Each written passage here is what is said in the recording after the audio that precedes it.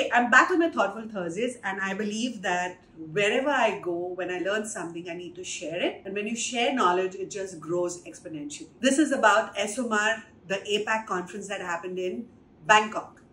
And the keynote speaker set the stage for what I'm going to talk about. She spoke about creativity, and she's the author of the book Cultivating Curiosity by Yvette Cordy. She blew my mind by what she said. Of course, there's lots, but there was one simple exercise that she taught us. You know, we all in our organizations think of brainstorming, ideation, innovation. And at the end of it, what happens? You just get tired because there are people who are very optimistic and there are people who are skeptics. And before you know, all ideas are either killed or you just get tired through that entire process. Why does that happen? So she taught us a very cool technique, and I want you to practice that in your company. Every time you have a brainstorm session, and if you have a person who says, yeah, yes, that idea is good, but what happens when you put a but to every idea? Come up with an idea and somebody says, yes, but. Come up with an idea, somebody says, yes, but. What's going to happen? Within 10 minutes, you're going to feel deflated. So what's the hack for that? And I thank Yvette Cordy for that. She said, start with yes, and. The moment you say and, you're building on somebody's idea. And before you know, you will have a bucket of ideas that you can list out, prioritize. So try that. Instead of saying yes, but, try yes, and you'll be creating an organization where creativity flourishes. The second highlight is thanks to Praveen Shekhar, who's also the ESOMAR rep, and I call him my partner in crime. We did something at the rep meeting. Again, all reps have to share their ideas. Oh, the far more daunting task was to commit to what we were going to do as a calendar plan to increase the engagement of memberships or ESOMARians across the world. I hit a blank. And thanks to Praveen, he came up with a game that he actually created for the reps meeting, which is called Karuvi, which is a bridge. And through the gamification process, which were actually cards, we could pick up cards, we could ideate, we could connect dots.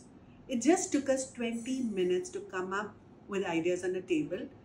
And one small thing that he said, in the next 30 days, what is this one small idea that you can implement? So before that, it looked like a daunting task.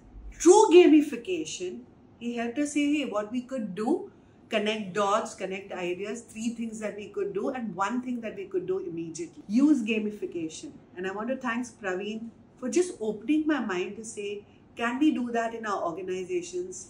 When we want people to do something, we just get people to say, do it.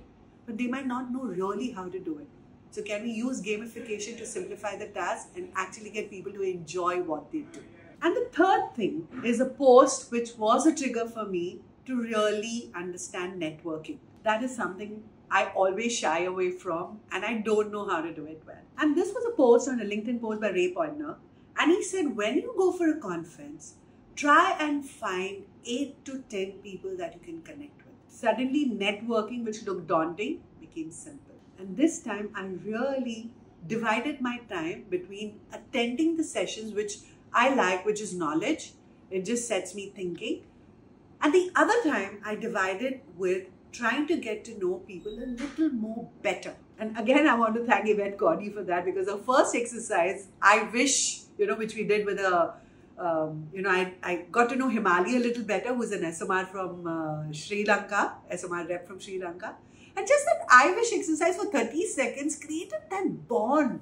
It created that energy that you can talk to people and get to know them a little better. So this conference made networking easier because of Ray Pointner's LinkedIn post, but also what Yvette taught us. And I realized that it is not that difficult if we just talk to 8 to 10 people, connect with them, and that's how you grow your network.